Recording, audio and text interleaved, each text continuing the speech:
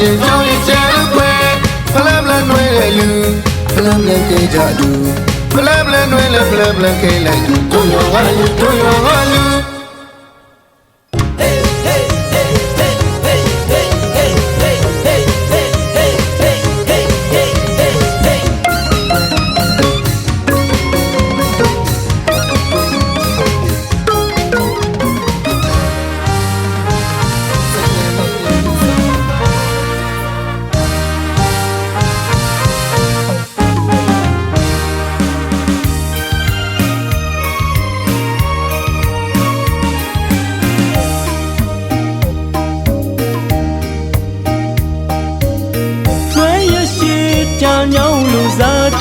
ကြောင်းတွေငေးကရီဝေဝေလွမ်းလာ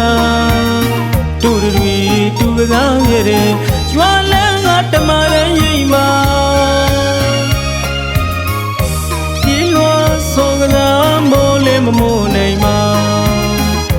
တော့ကပူရင်းဆိုတာမရှိခဲ့ပါဘူးဗျာရွာလာတဘာဝမမေ့နိုင်ဘူးရင်မအခွင့်တန်ရင်တော့ပြေးလန်းလာမှစီကျူပါလားအပေါင်းတင်မိရာအိုးခုနေခုခါမပြီးဆုံးနဲ့ဘဝလမ်းပေါ်မှာ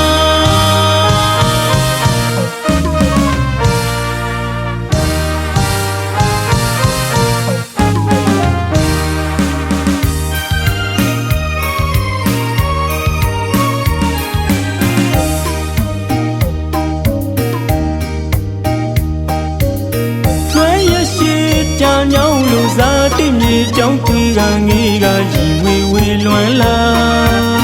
တို့တွေတူကစားခဲ့တဲ့ရွာလန်းကတမရဲ့ရိမ်မာဒီလိုဆိုကစားမိုးလေးမမိုးနိုင်မှာတော့ကပူရင်းဆိုတာမရှိခဲ့ပါဘူးဗျာရွာလာတဘာဝမမေ့နိုင်ဘူးရင်မအခွင့်တန်ရင်တော့ပြေးလန်းလာမှစီကျူပါလားအပေါင်းတင်မိရာအိုးခုနေခုခါမပြီးဆုံးနဲ့ဘဝလမ်းပေါ်မှာ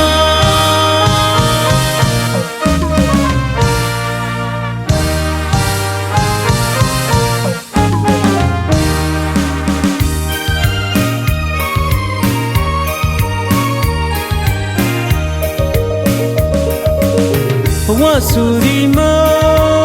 ခရောက်လန်းလဲရှောင်းလန်းရမှာပဲခင်းတို့လန်းကိုမျိုးမန်းငါအနေမြင့်တန်ရာဆိုတာလောကကြီးရဲ့နေရာမှာတရားပါလူဆိုတာဒီလုံးကရင်ပန်းပန်းရမှာတငယ်ရင်တို့ရေဘဝသမားတိုင်းရေမှာအိုးကိုမြေကိုရွာမလွမ်းလို့တော့မဟုတ်ဘူးယုံမ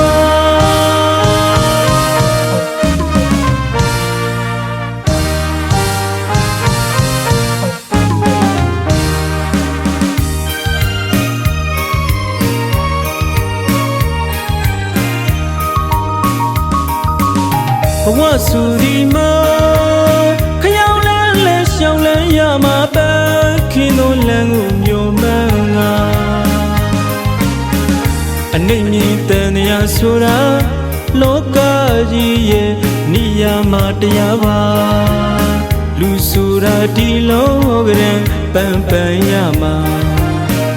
တငယ်ရင်တို့ရေဘဝသမားတိုင်းရေမှာ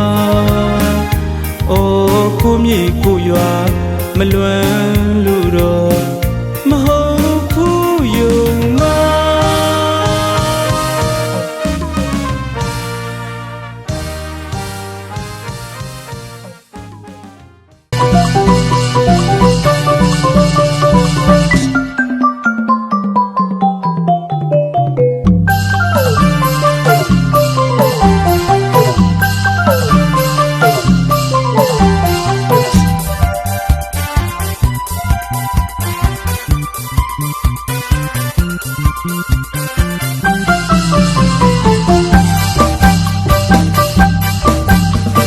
အလုံးအလုံးစဘူကြော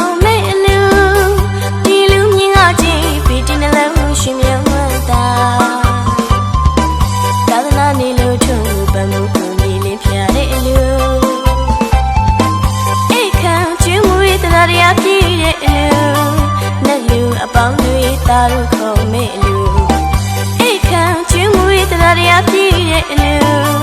နဲ့လူအပေါင်းတွေသားတို့ခုံမေ့လူအလူရှင်အလူမပီတိနှလုံးဖျားကျင်းနှုံဆုံးမစိတ်စေတနာထက်သန်စွာနေဗန်ရည်မှန်လန့်တဲ့ယူမေ့လူ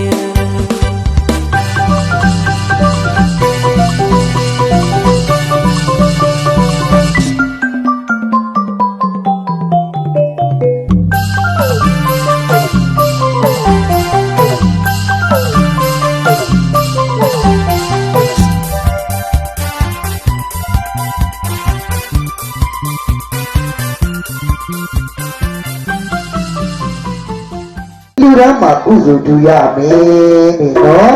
လူရမယ်ဆိုရင်တို့သာရဏအလူတကာလူမမတို့မလူရင်းကကြိုတင်စဉ်းစားကြရမယ်နော်ဒါရင်းမဲလို့ပုပ္ပဆိုတဲ့စေရနာဆိုတဲ့ဗရာတရားကရှေ့ကလုံတဲ့များအားပြည့်စုံနေပြီနော်လူရဲ့အခါလူကွဲတာဘုံစစေရနာလူရဲ့အခါမူကွဲတာဘုံစဆိုပြီးတော့သိဟာလား300လောက်တော့ကုန်သွားပြီနော်ဒီလိုတော့ပြီးတော့မတွက်နဲ့လူရဲ့အခါမူကွဲတာဘုံစစေရနာဒီနော်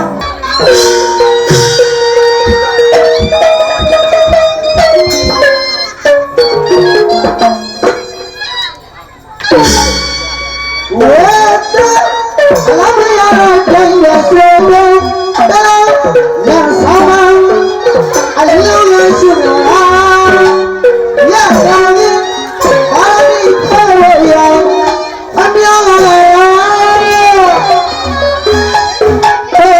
ထွက်ခါ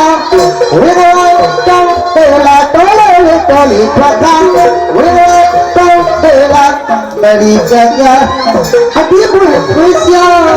အရာရဲ့တတိယရတနာနေဆိုင်လာမထိုင်ပေါ်နေ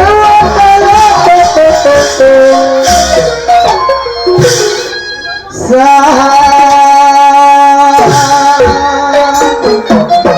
လဲဆရာစင်ရလာစက်တိုင်းကြောက်တယ်ဉာဏ်တော့ဆိုရတဲ့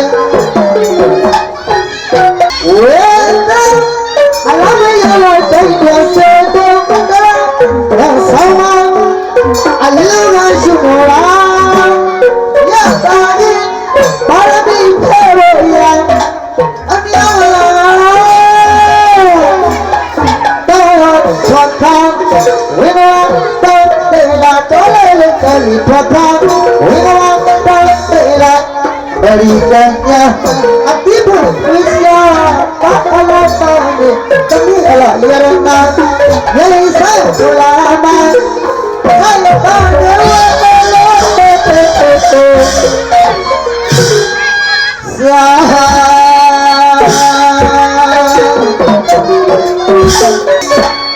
ကျောင်းတော်ပြန်ရင်ဒီပြပြလာလို့ဆရာကျောင်းတော်ပြန်ရင်ဒီပြပြလာလို့ဆရာကြားပြီးနေလားမင်းတို့အားတော့ဆရာ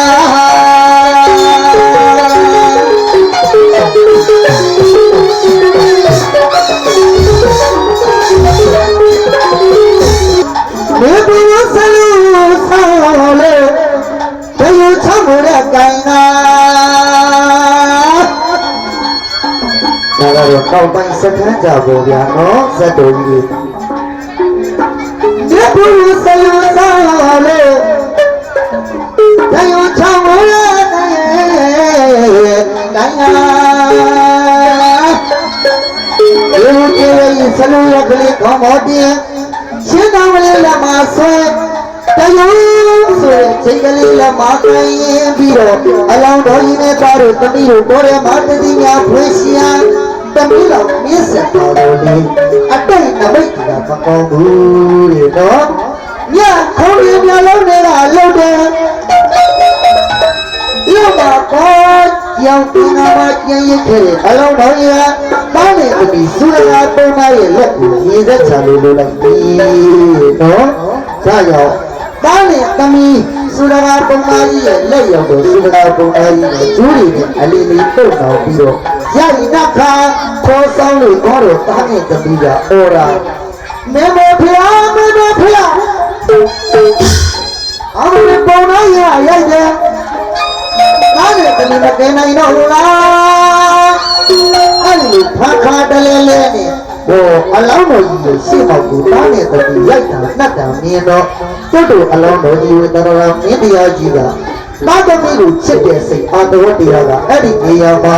မကုန်ခန်းနေတော့ဟောပါလာတန်လျာသားကိုဟောဒီလိုဆွဲနှုတ်လိုက်တယ်ဆွဲနှုတ်ပြီးတော့တဝက်ကြတာပါအလိုငါပါရမီဖြစ်ရမယ်အလောင်းတော်ကြီးပါလားတရိတံဆွဲမှပြီးတခါပြန်လေရေစက်ချလို့လူတန်းလိုက်ရသေးတယ်တဲ့နော်ဒါကြောင့်မေဘူဆလူဆောလေတရားချလို့တဲ့ကံကဒီလူကြီးကြီးဆလူရကလေးခေါင်းပေါ်တင်ပြီးချင်းတော်လေးလက်မှာဆွဲတကြီးဆိုတဲ့စိတ်ကိုကံက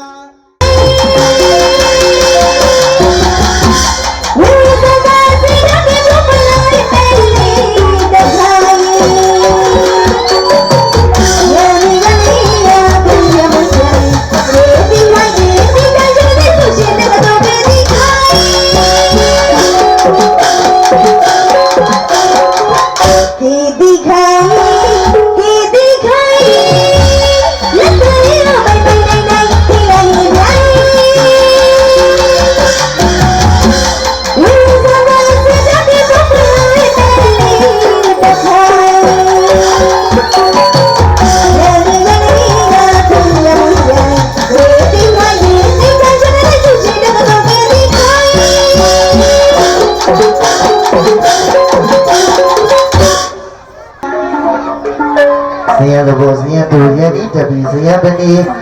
ဇယံပေတိစီသောတရားနဲ့တရားတော်တန်ဃာတော်ရှင်လူမြတ်အပေါင်းတို့အားဟောဒီမောရှင်ပါမဏေအလောင်းလျာများနဲ့နာတာပညာအပေါင်းအားကြစွာကတော့ဒီအခါ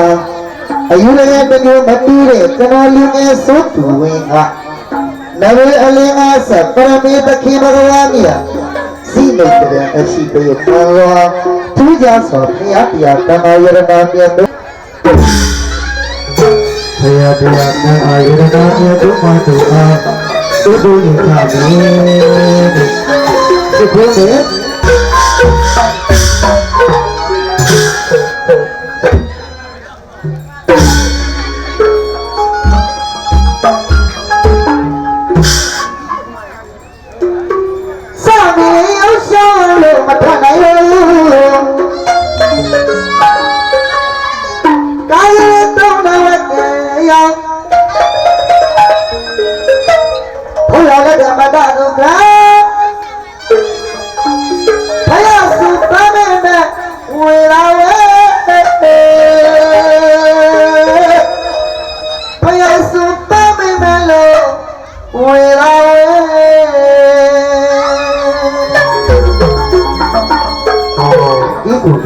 ဒီဆိုပြီးချောသိကြတာဘာသာပြီးသူပြီးပါသောယာဒီမှာဟောတောင်းထိပ်ပေါ်ဟောမှာချက်ရောကြစိတ်ဆန်းပမာဒီမြတ်မြတ်လာရီခါမိမဖျာအလုံးအပေါ်မှာညစ်ညစ်ရှိတဲ့မြေသာဒီသာနေပမာနေ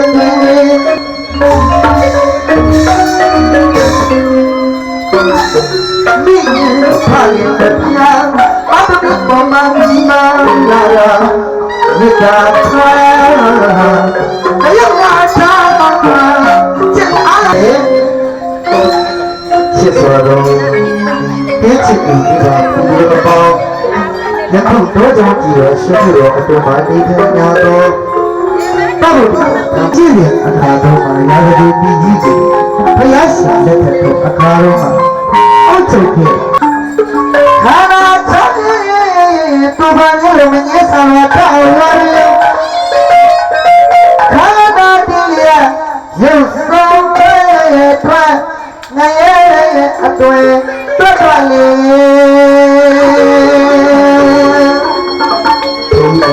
ရှိလိုက်တဲ့တရားကြီးတဲ့တော့ဧတွင်ဒုက္ခဖရရဘူးကိုကြီးကြီးဒီတဲ့ရချာဒီခဲလို့တော့စာပါခင်ဗျာ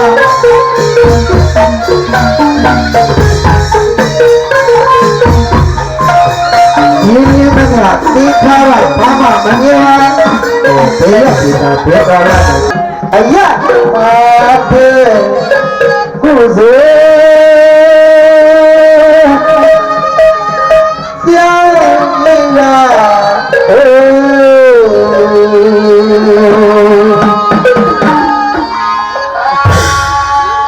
လေရအပြေလေရ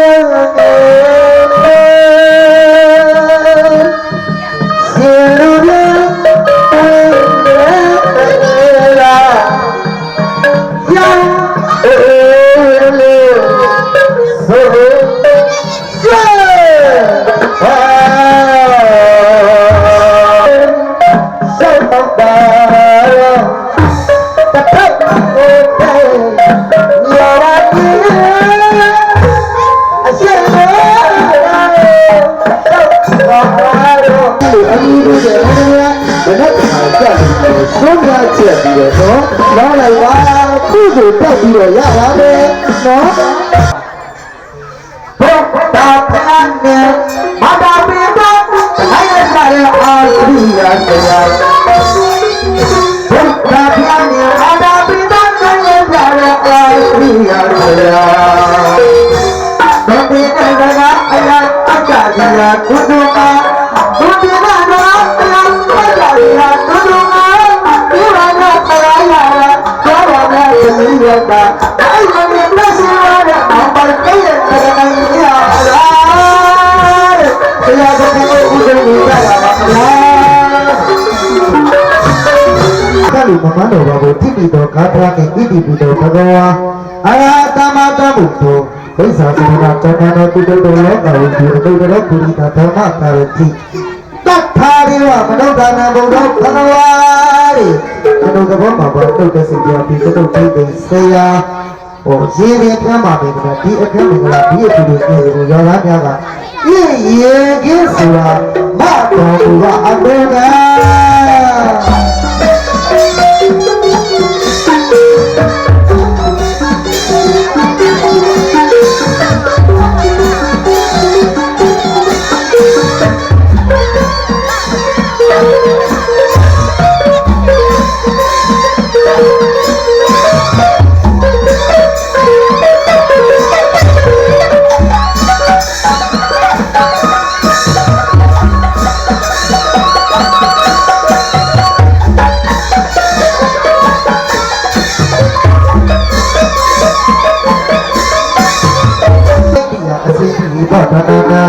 ဝိပါကိုဟောတူအစိမ့်တိယော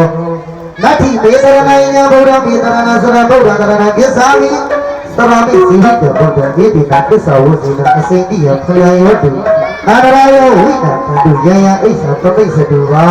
သောကြတောကရဏဘောတီးပြီးတော့ရှင်မဝေဆက်တဲ့အချိန်မှာစပြီးတော့အဘဘုရားရဲ့သာသနာတော်တွင်မှာဒီဒီကဆူလာတဆူလိုအောင်ထုံးရင်တောက်ပါဒီဘုဆောင်ရဲ့နိုင်ငံသာသနာအာဇာနည်တော်များဖြစ်နိုင်ကြပြီးယခုလက်ရှိလူဘဝမှာမပုံမပင်မတော်မတမကြောင်မကြအေတိုင်းထိုင်တိုင်းတွားတိုင်းလာတိုင်းစားတိုင်းတောက်တိုင်းဟောဖြစ်နေတဲ့ဘဝမှာဖြစ်ချင်တဲ့စာနာတွေဘဝတက်တက်ထကြနိုင်ကြပြီးတာယာတဲ့ဘဝအေးချမ်းတဲ့ဘဝဒီအခုဤတဲ့ဒီမတွေပိုင်ဆိုင်နိုင်ကြပါစေဆိုပြီးဒီအခါမှာကျတော့ဘာသာအလူတော်တပင်ဘွားချင်းရင်ရ不然啊，我来呀。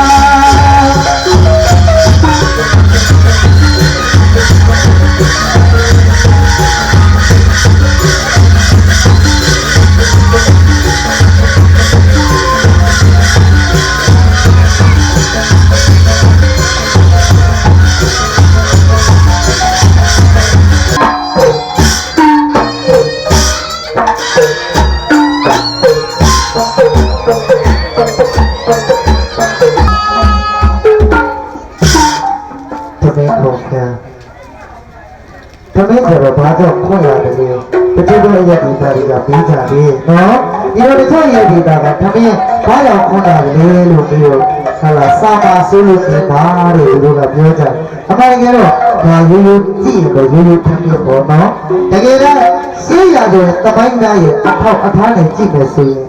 သစ္စာသမီးလို့ခေါ်သည်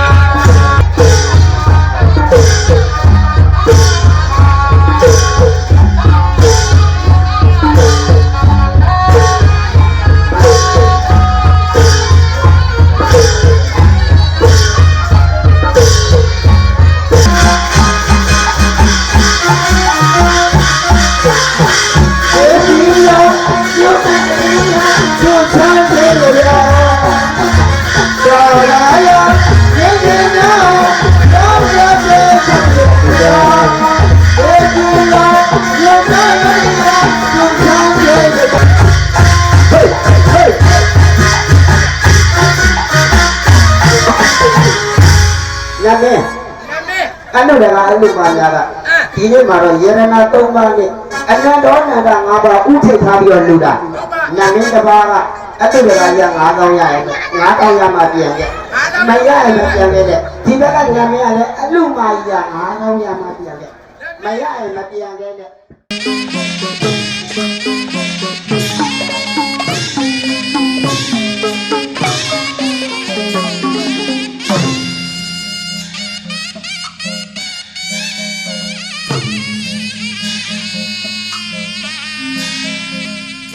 စေလာလွယ်ထွေးအမွေခင်ကလေး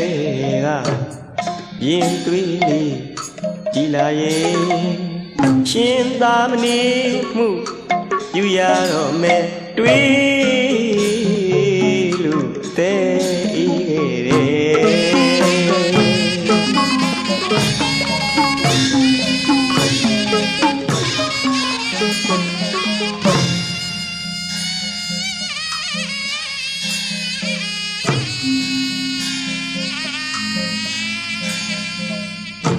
စေလာလွယ်ထွေးပမွေးကလေးကရင်သွေးလေးကြည်လာရဲ့ရှင်သာမဏေအမှုပြုရတော့မယ်တွေးလို့အသေးဤခဲ့တယ်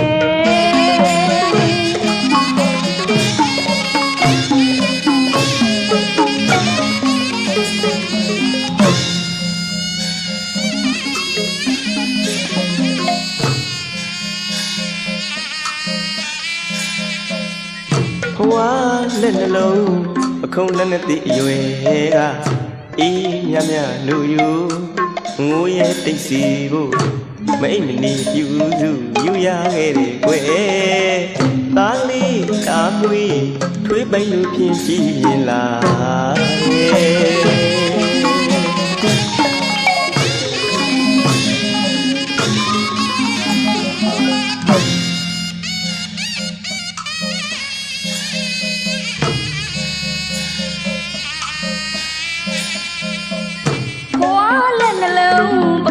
လက်မသိရွယ်က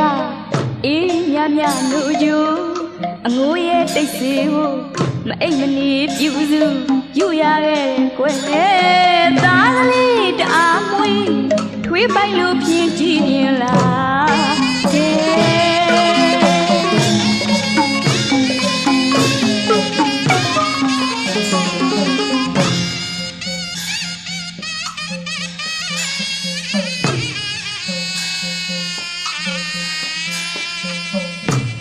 စီဝရံ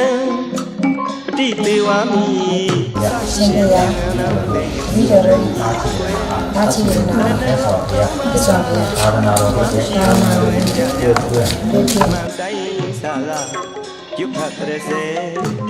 တိဟံဘုံဆောင်ဘဝရောက်တင်ငန်း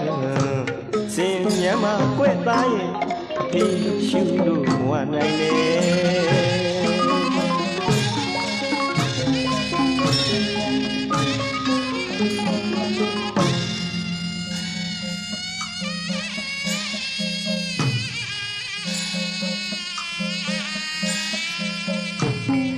စီဝရပတိသေးဝါမီအစရှိတဲ့ပင်ကန်းလုံးလေးယူဆနိုင်ပြီကွယ်ဒီလိုပါမောင်ချီအောင်လိုက်ကြတာအမှန်အတိုင်း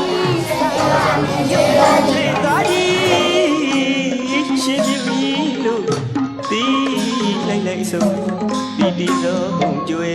မိသားကြီးရှင်ပြူပြီးလို့အတီးလိုက်လိုက်ဆုံးပီတိသောပုံကျွဲ ဖေသားကြီးရှင်ပြပြီလို့တီးလိုက်လိုက်ဆုံးပီတိသောဘုံကျွေ မိသားကြီးရှင်ပြူပြီးလို့အတီးလိုက်လိုက်ဆုံးပီတိသောပုံကျွဲနာစီယမသာတာရုခေါ်လေကွယ်ရှင်ဝဲ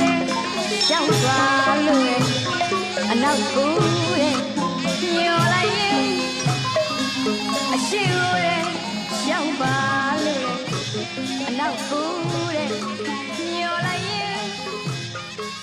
တကောနိုင်ရွှေကုန်းကဖယားဖယားဖယား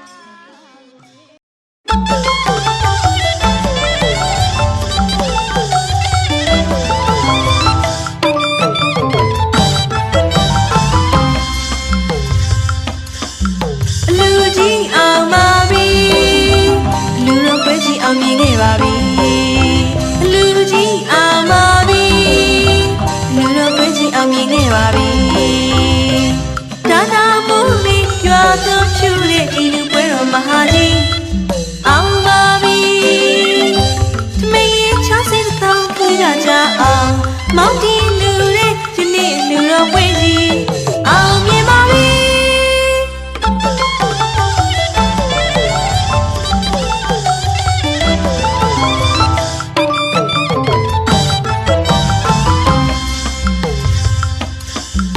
လူကြီးအောင်ပါပြီလူတော်ပွဲကြီးအောင်မြင်ခဲ့ပါပြီလူကြီးအောင်ပါပြီလူတော်ပွဲကြီးအောင်မြင်ခဲ့ပါပြီဒါသာမိုးလေးရွာသွန်းဖြူတဲ့ဒီလူပွဲတော်မဟာကြီးအောင်ပါပြီတမင်ချောင်းစိတ်တောင်းကြကြအောင်မောင်တီလူတဲ့ဒီနေ့လူတော်ပွဲကြီးအောင်မြင်ပါပြီ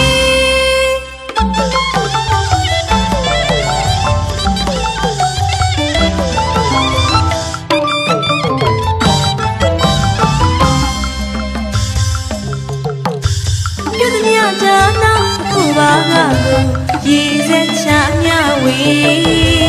ကြာကြာသည်များသာရုခေါ်လို့ကုသိုလ်ယူသည်ဒီလူပွဲကြီးအောင်ပါပြီမဟာပထဝီမြေကြီးတောင်းဟီသွားအောင်တည်တည်လူကြီးအောင်ပြီလူကြီးအောင်ပြီလူကြီးအောင်ပြီရွှေမိုးဝေမိုးရွာတော့ကကြည်လူပြုံးများညဝီကလိဗ္ဗထုတ်ပတ်ဖြစ်စေမည်လူပွဲကြီးအောင်မြင်ခဲ့ပါပြီ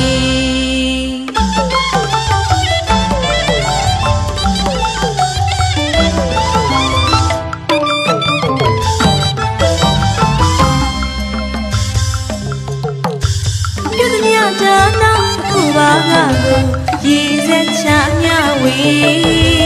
ကြာကြာသည်များသာရုခေါ်လို့ကုသိုလ်ယူသည်ဒီလူပွဲကြီးအောင်ပါပြီမဟာပထဝီမြေကြီးတောင်းဟီသွားအောင်တည်တည်လူကြီးအောင်ပြီလူကြီးအောင်ပြီလူကြီးအောင်ပြီရွှေမိုးဝေမိုးရွာတော့ကကြည်လူပြုံးများညဝ